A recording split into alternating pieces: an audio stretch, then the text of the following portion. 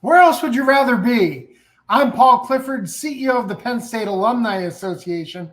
Welcome to the people of Penn State. Each week on the podcast, you can expect to hear the voices of Penn Staters talking about what they're passionate about, and you can expect to feel the pride and the power of the Penn State network. Well, speaking of pride and power, today we're talking with Jasmine Forsberg. She is an artist, a songwriter based in New York City. She is currently starring in the hit Broadway musical Six after touring the country for over a year in the first national tour. Last summer, Jasmine made her Broadway debut in the all-Filipino cast of Here Lies Love. When she's not on stage, Jasmine loves to write her own music. You can watch her perform her original songs in the Hallmark movie One December Night. We're going to definitely talk about Hallmark movies in just a couple minutes. Her music is also featured in Results Will Vary, Penn State's new student orientation musical. We're going to ask her about that and what it was like to write a song to help students fully understand college life and what they're diving into. She is a proud graduate of Penn State's BFA in musical theater. Please welcome to the program Broadway star Jasmine Forsberg.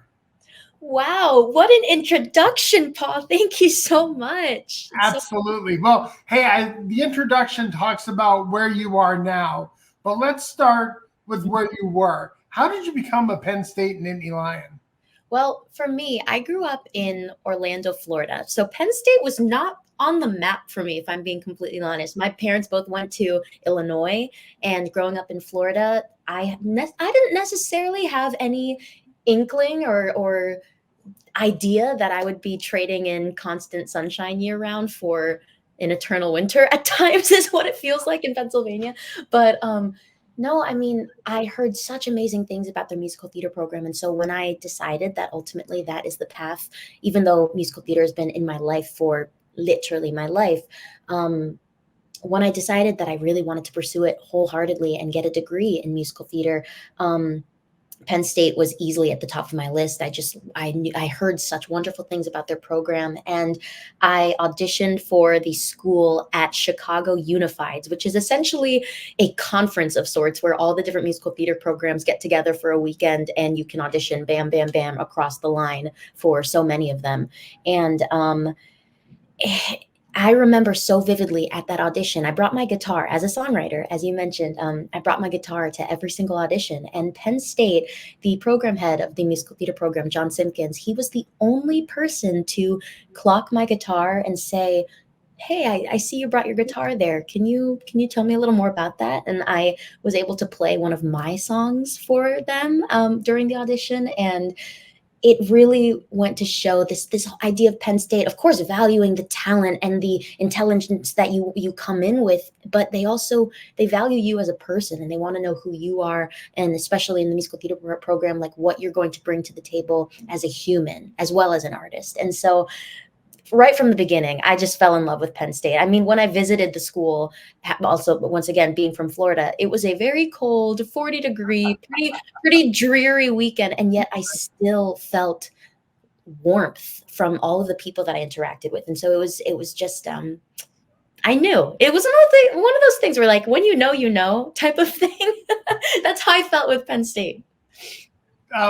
So what a great story of how you were introduced to Penn State. Mm-hmm. I wonder, you were probably in a room full of talented students, right? I wonder if it was the risk that you took playing an original song versus a cover of something that helped you to stand out. I mean, I really wanted to make sure that they were not just seeing me and my idea of what they wanted to see. I wanted to show them pretty authentically exactly who I was, and what better way to do that with something that I created. So it was really special, and I look back at that audition so fondly. Sometimes when John and I connect, we still talk about it. And when I get to talk to prospective students, I still bring up that audition all the time. Now, we all know, like, the musical theater program here at Penn State it's unparalleled. It is a grind, right? You fully dive in and you're immersed in the program from day one. and yet you found opportunities to get involved outside of the classroom, if you will, or outside of the theater. What were some other things that you were involved in at Penn State? One of the things that before going to school, my uncle and my big brother Parker, my uncle Alex and my big brother Parker really told me, they encouraged me, Jasmine, go to the involvement fair.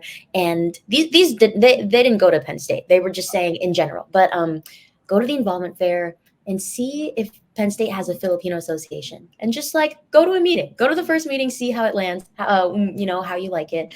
I am so grateful that my freshman year, I joined the Filipino Association, because these are people that I still have such close relationships to this day. It brought me in touch so deeply with my own culture, because Penn State Filipino Association had people from the Philippines. As many people know, Penn State has a lot of international students. And so some of these people were born and raised in the Philippines, would go home on winter break to the Philippines. And it was really, really special to have a sort of immediate connection into something. And we had a lot of nurses in the program. We had a lot of math majors. I was the musical theater major of the group, but in true Filipino fashion, there was so much talent in that group. Felt like everybody could sing, even if they were majoring in nursing or calculus or something. And it was, that was one of my biggest involvements throughout my time at Penn State. And of course, as theater kind of took over, sometimes the other extracurriculars had to take a back seat a little bit. But I'm very grateful that to this day, I still have very close relationships with many of the friends that I made there. I mean, I just went to one of their weddings back in November. How special is that? That's amazing. And those are friendships that'll last a lifetime for sure. 1000%. So when you came to Penn State, obviously when you audition and you get accepted into the musical theater program, right, it's a pretty kind of laser focus on what the outcome is going to be. But has Broadway always been the goal, or has it been television or maybe movies? Kind of what is the kind of acting that really gets you energized? It's funny that you asked this, just because yesterday was actually Kids Night on Broadway, and the Broadway League, which is the organization that is in charge of the Tony Awards and is very important in the theater industry. They shared a photo of me from watching my first Broadway show that I ever saw when I was 6 years old. The photo actually happened to be when I was 12 and the tour came back around. It was The Lion King. But I looked at that picture yesterday, and I got a little bit emotional, because I saw that little girl. And I thought to myself, I was talking to my mom actually when I was getting emotional, and I said, I'm doing exactly what I said I wanted to do when I was a little girl. And to be able to say that and feel this deep sense of fulfillment, knowing also that could change at any moment, given the unpredictable nature of a career in entertainment, period, no matter what it is, acting on film, TV, or in theater. But I'm just so grateful, and I'm so lucky that the universe has aligned, the stars have aligned thus far for me to be pursuing my dreams as they are right now. But I mean, for me, the live performance of theater has always been so beautifully intoxicating to me. I just love the idea of you're in the moment. You're connecting with people in real time. I mean, what's beautiful about the show that I'm in right now, Six, and we can talk all about this, but Six breaks the fourth wall. It's kind of framed as this concert. And so we talk directly to the audience that entire time. And there's something so amazing about that immediate energy trade-off that you don't get necessarily when you're doing TV and film. And so I haven't had enough experience with TV and film to be like, okay, like absolutely, like this is why I love this and this is why I love that. Most of my experience is in theater, but I'm really excited. I've left myself very open to the opportunities for TV and film to continue coming into my life, and getting to film a Hallmark movie was a highlight for sure of my career as an artist. So I'm just open to any possibility for sure. This is the People of Penn State. I'm Paul Clifford. Today, I'm joined by Jasmine Forsberg. She is a star of the stage in New York City. So let's talk about how you kind of your adventures in theater, kind of leading up to these opportunities that you've had. take us. You were in the world premiere of Wildfire. You were at the Goodspeed Opera House, and then you auditioned for Six while you were working in Connecticut. Kind of take us through that journey to where you are today. Well, I think my foray into the New York City musical theater scene, it definitely started actually during my time at Penn State. One of the things I absolutely love about the program that I came from, the musical theater program, is our focus on new musical theater and new works. And my freshman year, I worked on an original show by Joe Iconis. It was called Love and Hate Nation. So that was, what year was that? 2017, 2018 was when that production was at Penn State. And my relationship with Joe Iconis, he wrote the show, and a director / choreographer, Jennifer Warner, choreographed the show while we were at Penn State. I was a student at the time. Little did I know that my summer of sophomore year going into junior year, I would audition and then get to make my off-Broadway debut in a show called Broadway Bounty Hunter, also written by Joe Iconis and directed by Jennifer Warner. So this community that I created at Penn State was in real time helping me make these connections while I was still a student. And so I'm so grateful for that. I mean, I'm actually this week working with Jennifer Warner in a reading for a new musical that's being developed. So what do you know, that these connections, as we're talking about it now, are continuing to come back in my life. And these are relationships that I will have hopefully for a very, very, very long time. I know I will.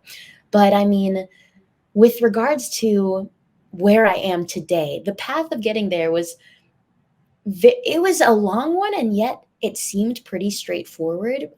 When I graduated from Penn State, something about me is I just like working. I enjoy having my time filled with things that I love to do, and my job, telling stories and performing, is something that I deeply love to do, and I'm so grateful to be doing that every day.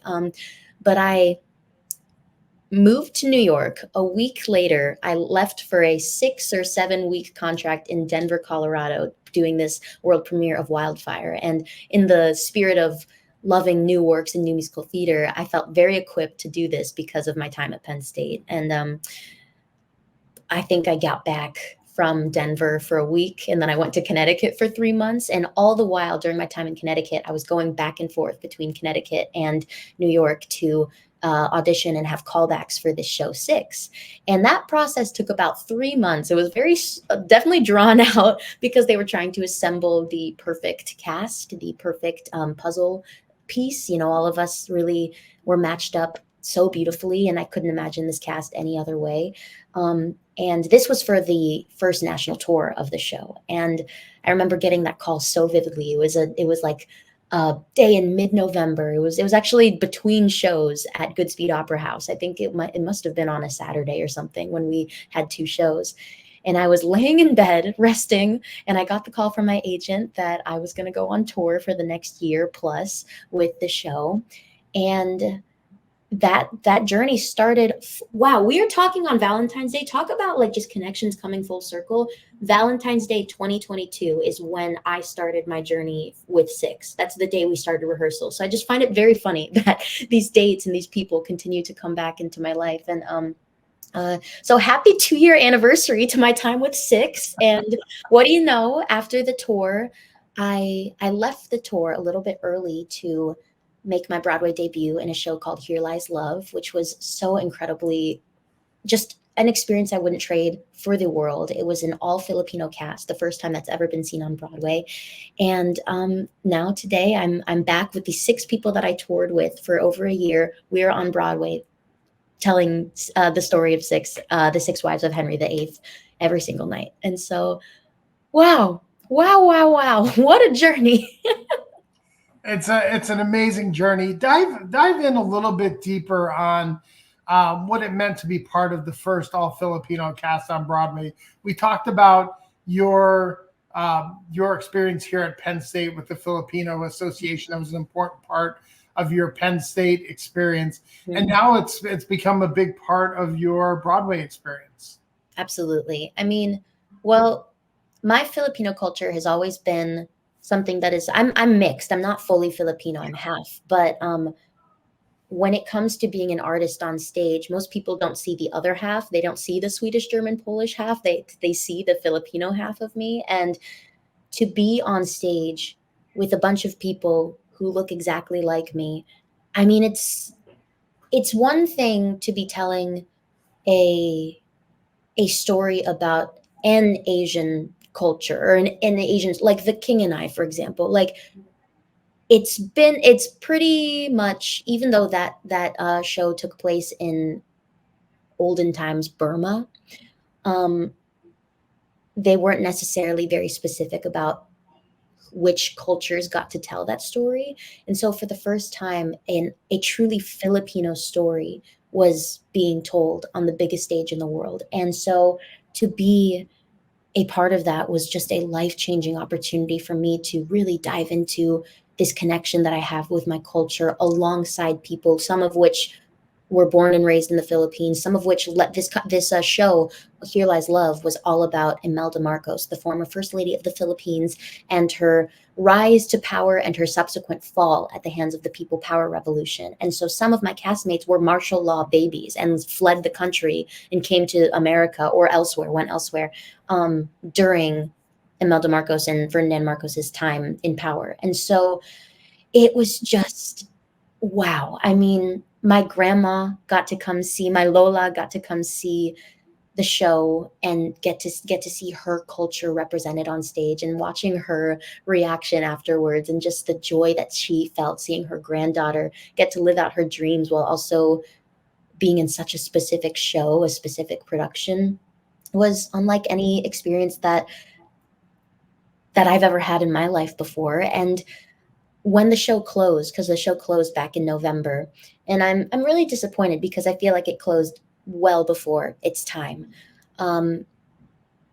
I remember the producers saying, yes, this is a closing, but it also feels like an opening, because hopefully we have opened up a new chapter for so many more stories that are specific and groundbreaking and revolutionary to continue to be told.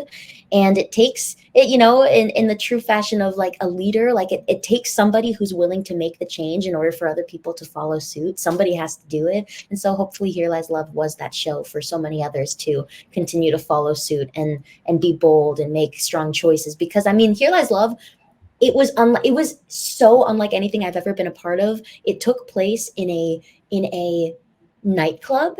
And so I wish I could show you a photo. Maybe I'll have to send a photo so we can like display it on the screen afterwards. But some of the audience was in the show with us. Like, they were members of the nightclub.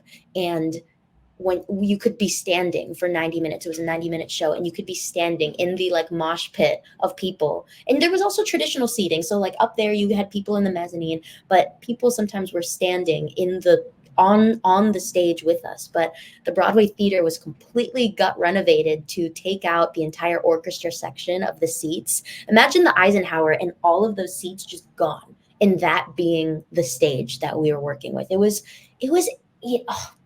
I just look at that and my mind is still blown about how incredibly revolutionary that was. So I have such fond memories for Here Lies Love, and that show will continue on and hopefully continue to inspire our artists and theater makers to be daring and make those choices as well. So let's talk about your role in Six. First, what was it? Was there a difference between being part of the touring show of Six versus being on Broadway?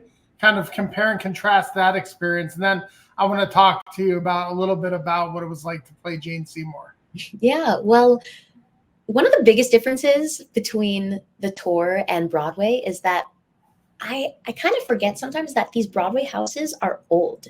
Like, the theaters themselves are old. Right. And they're also much smaller because they're on the island of Manhattan and they're jam-packed. So you would on Broadway at the Lena Horne Theater, where we are right now, that's actually the smallest house we've ever played in comparison to everything we did on tour. Maybe the biggest house might have been the Orpheum in Nebraska, in Omaha, Nebraska. And that was maybe like 3,000, 3,500 people. The Lena Horne is like, I think it's 1,069 seats, if I remember correctly. That's the smallest house that we've ever played. So it feels very intimate. And the company that I am with, we have a lot of energy on stage. So it feels pretty comfortable to be able to not have to reach so far. Like, we would always be encouraged, hey, make sure you play to the mezz, play to the back of the house, because those people who look like ants up there, they still paid for a ticket, and you need to be able to reach them with your sound, your diction, your words, your choices. They have to reach the back of the house. And the back of the house in the Lena Horne is much closer. So that's one of the most stark differences that I notice, but in a positive way, because it's really nice to be able to just not have to push so hard in order to let your intention behind what you're doing be seen by the audience and be felt by the audience. It's also really nice to feel settled into a routine when you're on the road. And admittedly, the first national tour had a very cushy contract. We stayed in Chicago for 14 weeks. We were in DC for 2 months. We were in Boston for 2 months. So like, we didn't move around all that much, whereas most national tours move around, every couple of weeks, every week maybe you're in a new city. And so I'm very grateful that we had an opportunity to just like chill a little bit and get to explore cities on our own pace. But playing Jane Seymour, when I auditioned for the show, I auditioned for 4 of the 6 queens. And at the final callback, Jane Seymour actually wasn't one of the people that I was being seen for at that final callback. And post-final callback, they brought me back for a work session, and it actually came down to 2 characters, Catherine Howard, and then Jane Seymour was brought back to the table. And when I got that call from my agent that I booked the show, I actually thought it was going to be for the other character. I didn't think it was going to be for Jane Seymour, because she historically was described as, within the context of the show, she's described as this matronly character. She's the only one in the show who has a true like power ballad all the way through the song. And it just felt like, when I walk into an audition room, I love to bring a sense of pointedness and directness and ferocity and maybe even a sense of sassiness, which is not how I would describe Jane Seymour. But that's what I audition with. However, me as a human, I'm definitely giving a little more lighthearted, perhaps kind of goober energy, a little bit of the off the beaten path person.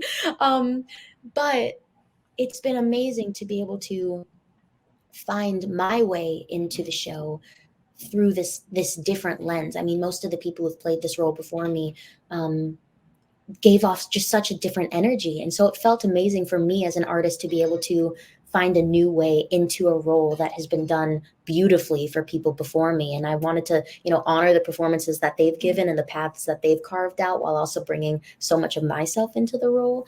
And getting to sing Heart of Stone, which is her beautiful power ballad song in the show, all I do is I stand center stage in a spotlight and I sing the song. And it has really encouraged me as a human to just feel still and grounded and to take up space. And for those watching, I'm only 5 feet tall. I'm not the tallest person out there, but like to watch somebody, especially somebody who is a Filipina mixed race woman, just stand there and take up space and just draw them in.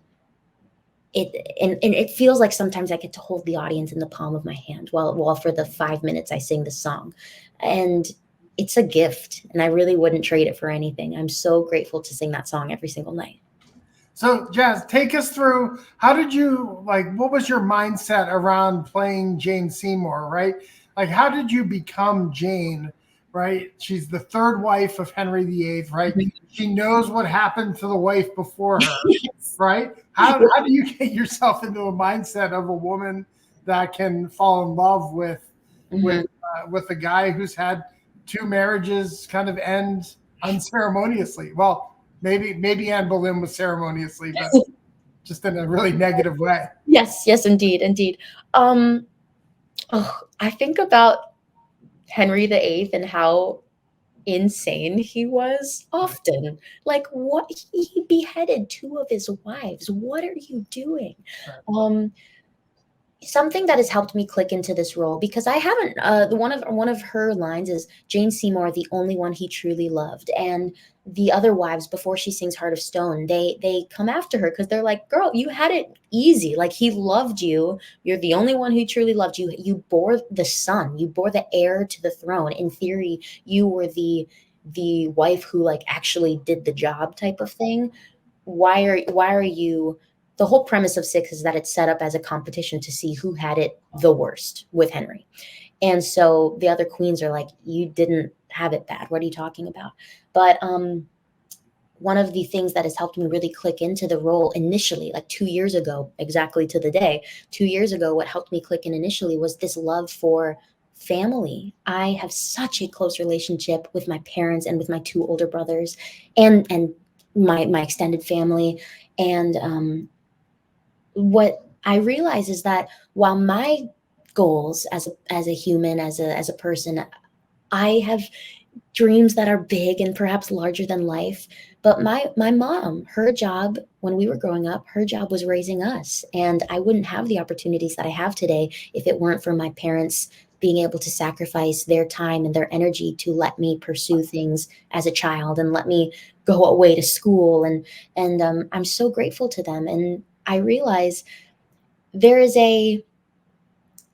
there's been a lot of life experience over the last couple years, and Jane, her dream of having this family is just as valid a dream as somebody who wants to be on Broadway. Like, what a beautiful dream to have a secure household and a healthy family, because in modern day, sometimes you don't see that. Unfortunately, you don't see the family that sticks together through it all until the very end. And so her dream was just having this beautiful, healthy, wonderful relationship with her family. And unfortunately, after giving birth, that was taken away from her. So that's heartbreaking in itself, to not be able to see these dreams through. And for me, over the last couple years, I've just, so much has happened, more than I actually even thought imaginable in my life. And I've gained so much. The song has taken so much different meaning over the course of the last couple years. I mean, in full transparency, when I first started the show, I had yet to even fall in love. And over the course of the last 2 years, I've been able to have that experience. I've been able to feel what it's like to let that go, and to have to grieve the what ifs of it all has really made me connect to the song in such a different way, because Heart of Stone is all about having to let go of this dream that was unfulfilled, and yet acknowledging that, like, you will always be there. There will always be a part of you that is attached to someone or something. And it's been really beautiful to watch the show transform in meaning to me over the last couple years. So it's, as I said before, performing it every night is healing, and it's a gift in its own way. And sometimes I have to, distance myself from it, but sometimes I lean in, and it becomes healing, hopefully for the audience, and it's definitely healing for me. So. Yeah, absolutely. All right. This is, I'm going to admit, a guilty pleasure during the holidays. My daughter Avery and I like watching Hallmark movies. And you actually got to, not only did you get to perform in one, but you had an original song that you were able to have be part of the movie. How did that role come about? And then how did it come about where one of your original songs actually became part of the movie? Well, I mentioned earlier that I immediately post-graduation, I went to Denver to work on a show called Wildfire. And I still remember getting the audition request. We were, the show at Wildfire was like a mini tour. So we were actually, I don't know exactly what city we were in, but we were somewhere in the mountains of Colorado. And I was in a hotel room, and I get the audition request from my agent saying, hey, this is due the next day. And the next day, like, was one of our performance days. And so it was busy, and I was also in a hotel room. Like, I didn't have a ring light with me. I didn't have anything. And so I remember calling my mom saying, Mom, can you read with me? Because my mom would be my FaceTime reader Right. a lot of times. And I remember learning the material. I didn't even have an instrument with me. So I sent in a video for a song that I had recorded actually for the Wildfire audition, for the Denver show audition. I sent in that video.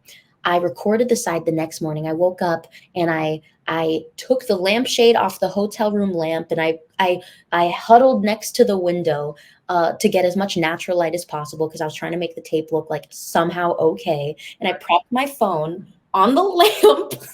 I think I broke the lampshade in the process. So sorry, Hilton Homewood Suites. Sorry about that.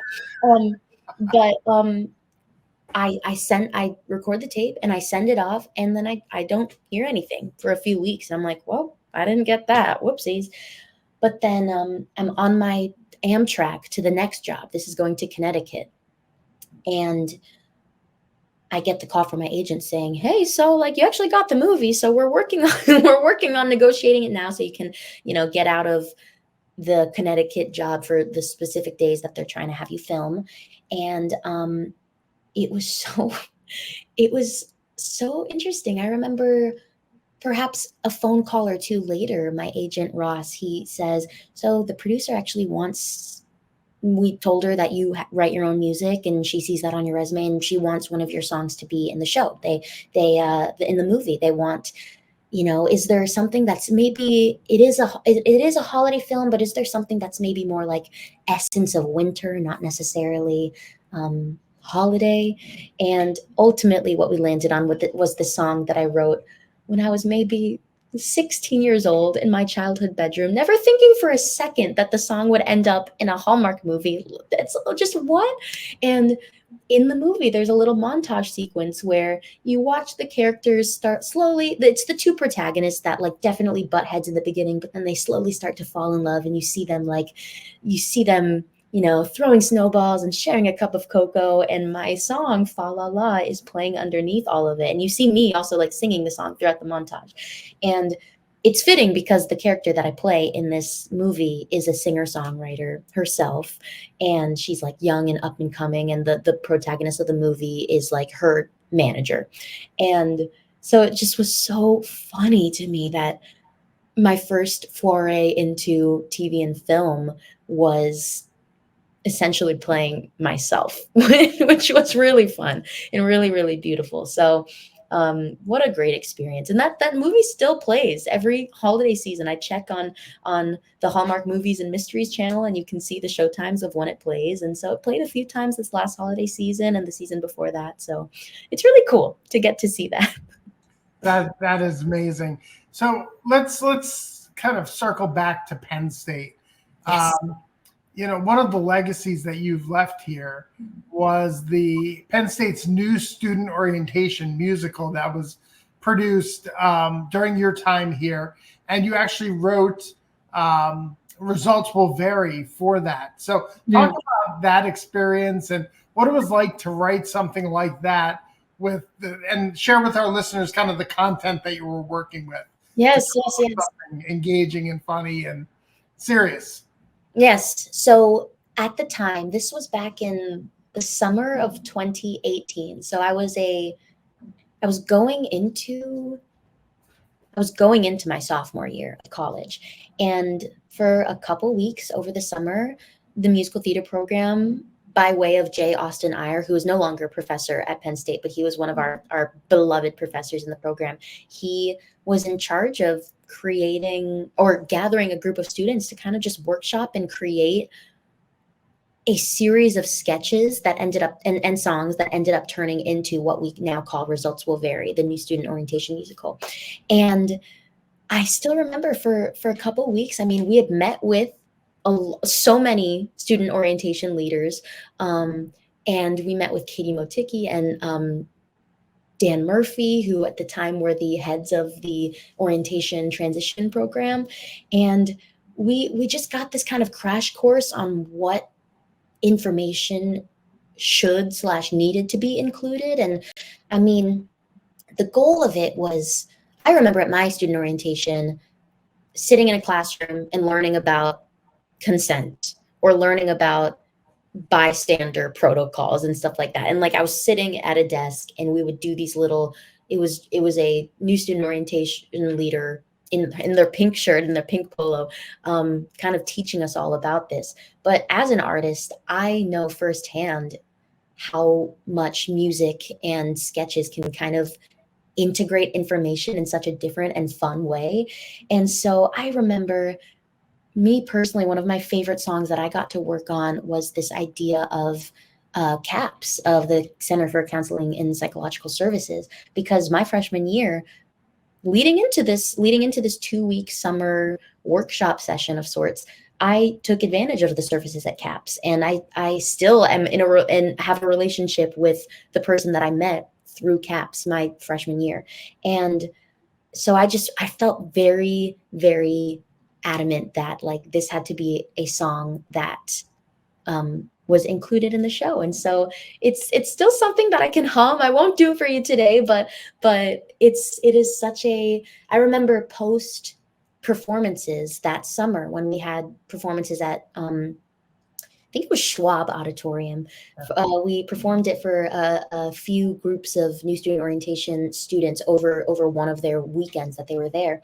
And we had a survey at the end of the show saying like, what's like, do you remember the police phone number? Because we had that in a jingle. What's like a student resource that you took away from this show? And so many of them said CAPS is a resource. And as a generation, I think of students who are such proponents of taking care of your mental health, that felt really, really great to be able to say I was a part of that. I was a part of them at least being aware that this is a resource that is very, very useful to students who are dealing with transitions and dealing with, I don't know, I mentioned the gray winters at Penn State, like seasonal affective disorder is a real thing, and just like having the help available to you. And so, yeah, it's an experience that I look back on so fondly. And actually, Dan and Katie saw Six about a month ago, and they gave me the update that new student orientation, the results will vary, is still performed every single summer for incoming students. And so that just hearing that and hearing that there's a little bit of a legacy there, that some of my work that I wrote and collaborated on with so many other students is it lives on, and other students get to hear it every single summer, which is really cool. So, Jasmine, what about the Penn State experience and the musical theater program? Like, what were some of the big lessons and takeaways that you've had from your time at Penn State that you kind of lean into now as you're launching your career? I get asked this, and this doesn't necessarily have specifically to do with Penn State, but I learned it during my time at Penn State. Funny enough, speaking of new student orientation, I still remember one of the first speeches that I heard that weekend. Somebody had said, I forget who it was, but somebody had said, and it lives rent-free in my brain, network or not work. So shout out Penn State for having the largest alumni association ever, because you have so many opportunities to network with fellow Penn Staters who have a unique opportunity to connect you with others who you might not otherwise connect with. But also something that a big takeaway in my artistic career that I continue to implement every single day as I audition and approach new material. My professors, John Simpkins and Wendell Franklin, combined, they basically would say to me, have something to say, period.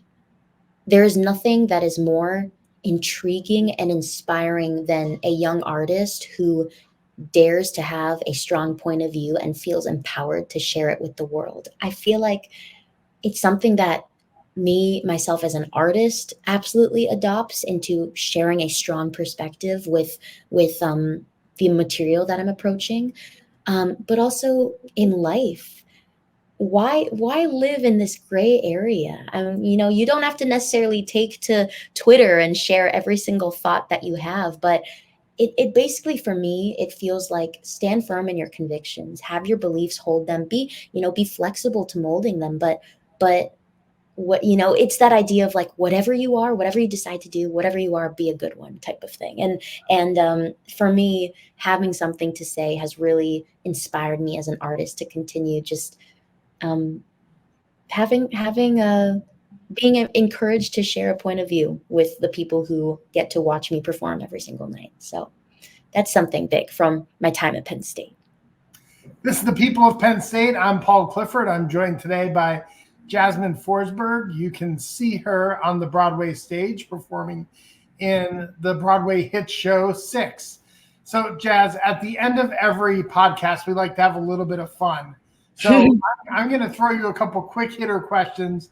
You just kind of respond the first thing that comes to mind. Okay. Your favorite class at Penn State? sophomore studio. People might not know what that is, but sophomore studio in the musical theater program. That was my favorite. How about favorite role you've ever played? Ever.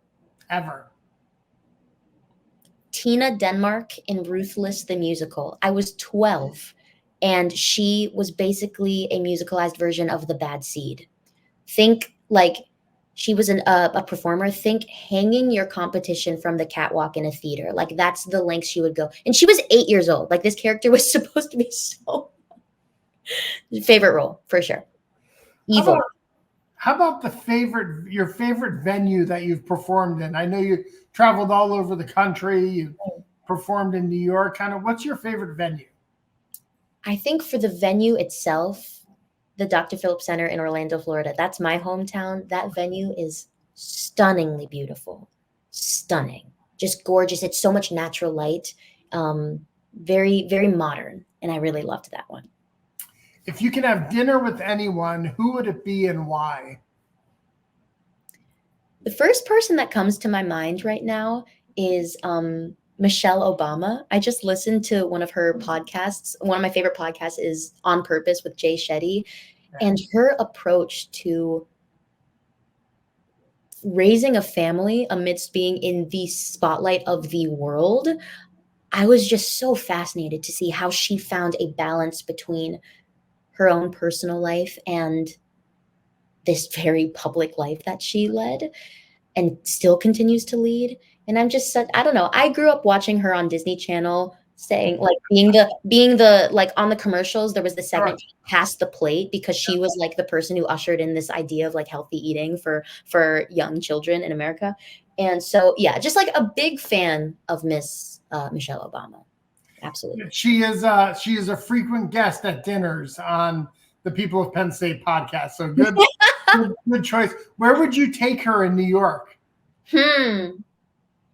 It's not even, I think I would want to take her somewhere that it's not giving like bougie. We're gonna take it down a peg. In Hell's Kitchen, there's a place called Ippudo Ramen. It's one of my favorite spots. We might even sit at the ramen bar. Like we wouldn't even sit at the table. We would be like one with the community. That's amazing. What has been your most unusual We Are moment? Either a place where you saw a Penn Stater and you yelled it out, or someone recognized you as a Penn Stater and they hate you with the We Are? Just recently, actually, this past weekend, it was on Super Bowl Sunday. I was wearing my Penn State jersey, and I happened to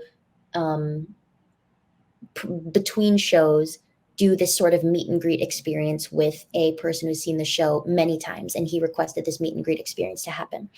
And I get there to the restaurant that he and his family and friends are dining at, and he gifts me and the rest of the queens, but what he gifted me was a wood etched, like a wood burned carving of me in 6, and it says, "We are one of a kind, no category." One of a kind, no category is a 6 lyric, but he went to Penn State too. And so I now in my dressing room have a very 6 related We Are, it's like 6 meets Penn State, and I'm just obsessed with it. And I continue to have moments, especially while touring the country, where people, would come and say, "Oh, you went to Penn State, We Are," and we'd meet at the stage door and have a little happy moment together. So, oh my gosh, this alumni community is just so vast, and I'm so grateful to be a part of it. How about your favorite Penn State sport? This might be a cop-out, but there's nothing like a Penn State football game. There is nothing like a Penn State football game. And finally, your favorite flavor of creamery ice cream? I looked this one up because I needed to refresh my memory.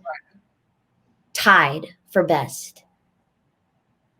Peanut butter swirl and a personal favorite, Happy Happy Joy Joy. Those are both great choices. Happy Happy Joy Joy. That might be the first time we've had that on the People of Penn State. I see our producer Vincent nodding his head yes, so we'll take his word for it. A very Jasmine flavor, if I do say so myself. So, well, Jasmine, we want to thank you for joining us on the People of Penn State and allowing us to share your story with fellow Penn Staters. We're truly grateful. Thank you so much for having me, Paul. It was so lovely to chat today. Absolutely. And I'd like to thank all of you for tuning in. If you like this episode, I hope that you'll subscribe to the People of Penn State podcast in your favorite podcast app of choice. And while you're there, go ahead and drop us a review, give us a rating. It helps us to have other Penn Staters find these great stories. If you're a member of the Penn State Alumni Association, thank you for your support. And if you're not a member, what are you waiting for? Go to our website at alumni.psu.edu, and you too can become a member of the world's largest alumni association. Thanks for tuning in and for all you do for the university, for the glory, and for the future. We are